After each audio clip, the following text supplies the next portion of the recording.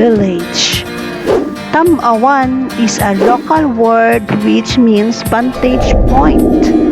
More than just being a home for many artists and their masterpieces, the village is also labeled by some as a living museum, as it has managed to salvage authentic huts from Sagada and Kalinga.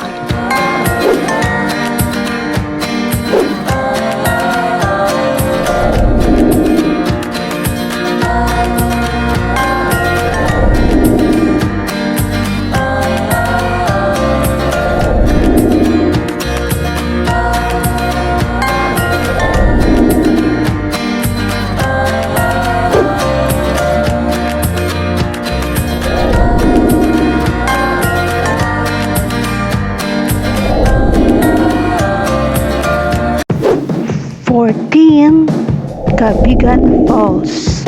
The Kabigan Falls is a small spectacle with water dropping from a 26.5 meters, 87 feet height into a concave basin, but serves as a great place to chill and or picnic. Kabigan Falls is a natural waterfall and tourist attraction in Pagudpud, Ilocos Northeast, Philippines, featuring a cascade of approximately 87 feet high that drops into a concave basin. Kabigan Falls is hidden in a dense forest and is accessible via a trek along a trail near Bantay Abot Cave.